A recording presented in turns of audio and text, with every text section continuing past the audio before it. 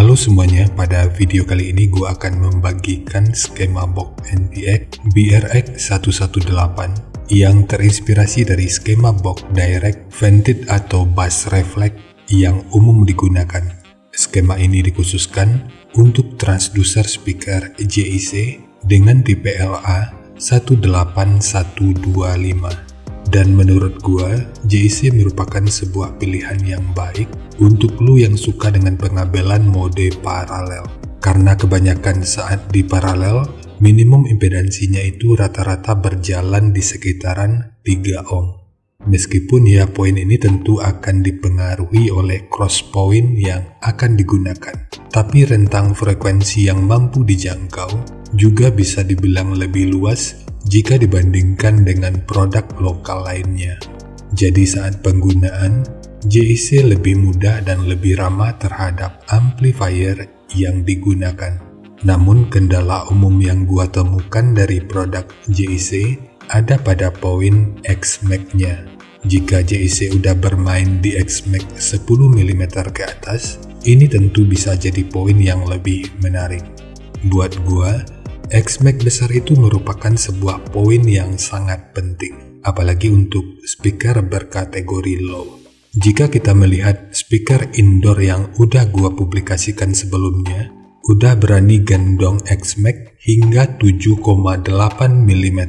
Padahal kita tahu targetnya hanya untuk indoor dan gak dirancang untuk penggunaan outdoor.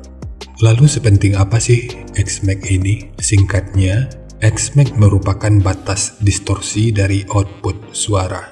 Jadi saat speaker udah bergerak sampai titik parameter tersebut, maka outputnya udah mulai terdistorsi. Mungkin telinga yang kurang jeli nggak akan begitu merasakannya, apalagi saat di lapangan dengan euforia yang penuh dengan keriuhan. Tanpa berlama-lama, untuk lebih jelasnya, sekarang kita ulas aja spesifikasi teknis dan TS parameternya. Kita mulai dari ukuran transducer speakernya. Untuk diameter lubang pada box, ini ukurannya 417 mm, ukuran magnet 274 mm, ukuran total dari magnet hingga gasket 174,5 mm, ketebalan gasket 18,5 mm, ukuran antara baut 445 mm, ukuran terluar 464 mm. Mungkin masih ada istilah yang salah dari cara penyebutannya, dan di waktu berikutnya akan terus gua coba untuk perbaiki. Sekarang kita beralih ke spesifikasi teknis dan TS parameternya. Kita mulai dari spesifikasi teknis. Untuk nominal diameter, ini ukurannya 460 mm atau 18 inci. Impedansinya 8 ohm, nominal power handling 900 watt, program power 1800 watt. Jika lu masih ragu dengan perbedaan antara nominal power handling dengan program power ini udah pernah gua bahas pada video yang akan gua selipin di pojok kanan atas video ini, atau nanti bisa juga dicek pada kolom deskripsi. Kemudian untuk sensitivitas pada 1 watt per 1 meter, ini 96 dB.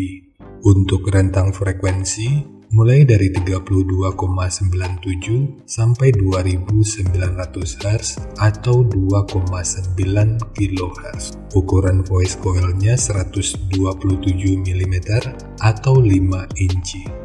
Untuk spesifikasi lanjutan bisa dilihat sendiri. Sekarang kita beralih ke spesifikasi utama, yaitu TS parameternya. Untuk Fs 43,5 Hz, RE 5,845 ohm, KMS 15,79, CAS 0,5164, TTS 0,5, CMS 0,063 mm per Newton, MMS 212,4 gram, efisiensi 2,001%, BL 25,63 Tesla meter, fast 131,6 liter, SD 0,12 meter persegi, X-Max 6 mm, induktansi voice coil-nya 1,193 mH.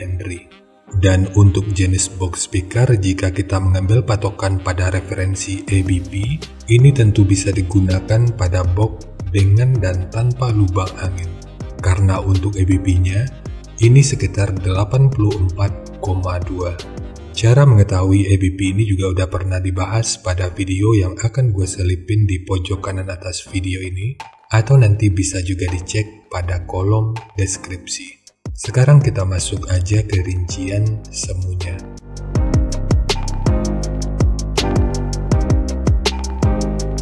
Untuk rincian semu, poin yang gua gunakan di sini adalah 500 watt pada minimum impedansi 6 ohm. Minimum impedansi ini berlaku seenggaknya sampai di frekuensi 390 Hz. Lalu rekomendasi titik potong bawahnya itu di 50 Hz dan untuk atasnya boleh menyesuaikan. Ini sifatnya tentu nggak mengikat, jadi nanti bisa dicoba aja sesuai karakter yang diinginkan. Dan untuk slope nanti juga boleh menyesuaikan. Kemudian untuk puncak SPL-nya, ini diperkirakan mencapai sekitar 125 desibel. Jadi untuk puncak SPL, ini terkesan lebih rendah untuk sebuah speaker berukuran 18 inci. Namun semua ini dibatasi oleh nilai X-Max, titik potong frekuensi, dan watt yang mampu dihandle sebelum masuk ke level distorsi. Rekomendasi yang bisa disimpulkan sampai di tahap ini, referensi ini mungkin kurang ideal untuk penggunaan di lapangan, namun akan maksimal untuk kegiatan indoor, semi-outdoor, ataupun sebagai monitor. Jadi untuk versi yang lebih balap, nanti akan kita bahas pada mode box yang berbeda. Harap diingat, semua ini merupakan rincian semu. Jadi bisa lebih baik atau bisa aja lebih buruk dari yang diperkirakan. Karena untuk efisiensi akhirnya itu juga akan dipengaruhi oleh beberapa faktor, apakah itu kerapian dan kepresisian dari pembuatan box, kualitas bahan, hingga equipment yang digunakan. Sebelum melanjutkan, harap baca deskripsi video karena ada beberapa informasi tambahan terkait bahasan yang ada pada video ini.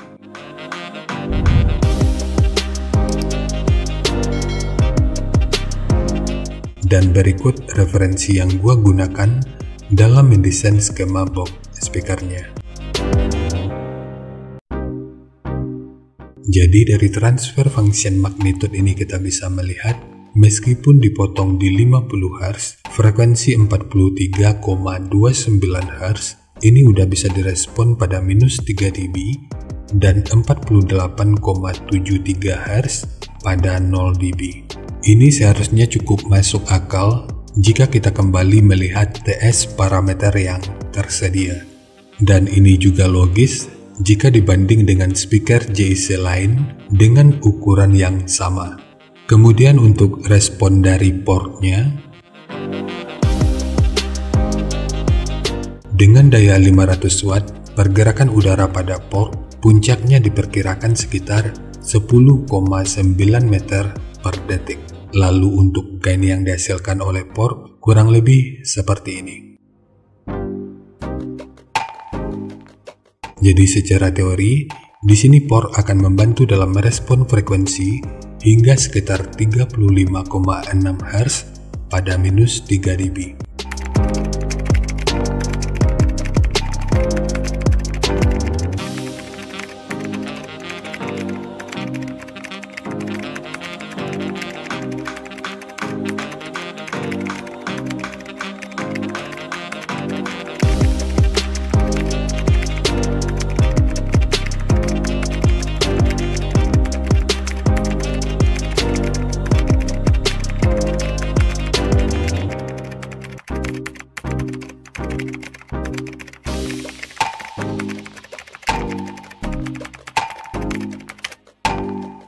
Sekarang langsung kita bahas aja skemanya.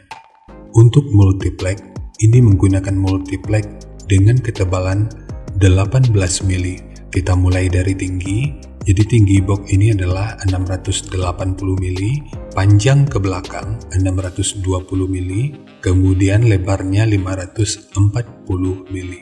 Yang perlu diingat, semua ini merupakan ukuran terluarnya. Sekarang kita beralih ke ukuran internalnya.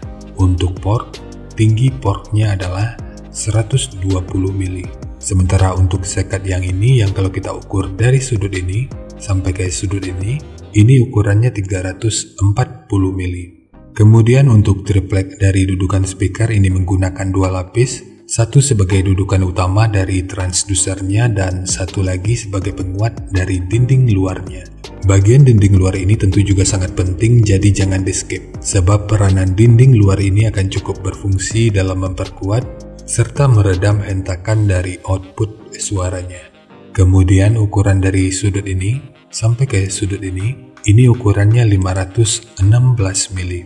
Lalu di sini ditambahkan penguat berupa sekat yang bentukannya seperti ini dengan ukuran 260 mili dan ketebalan 36 mili. Biar lu nggak ragu, 36 mili ini merupakan hasil penggandaan dari dua potong multiplex 18 mili. Kemudian di sudut ini dan ini ditambahkan segitiga yang bertujuan untuk meminimalisir kebocoran dan meningkatkan aerodinamika, sehingga proses resonansinya itu bisa berfungsi dengan lebih optimal. Sementara untuk handle, ini hanya untuk estetika dari penyajian videonya aja. Namun jika lo ingin menggunakan handle triplek seperti ini, akan lebih baik jika sudut luar dan dalamnya dibentuk seperti ini. Ini bertujuan untuk aerodinamika, jadi nanti tinggal lo custom aja sesuai kebutuhannya.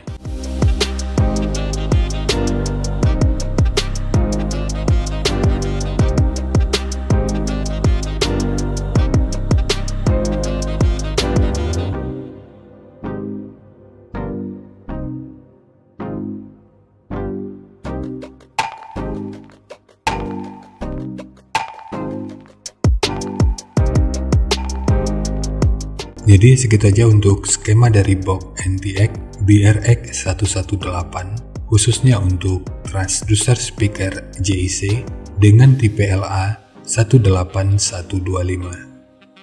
Jika nanti lu punya link review dan video cek soundnya, silahkan bagikan aja pada kolom komentar agar bisa dijadikan referensi juga buat teman-teman yang lainnya. Terima kasih untuk lu yang udah nonton sampai detik ini. Bagaimana tanggapannya terhadap skema yang gua bagikan kali ini?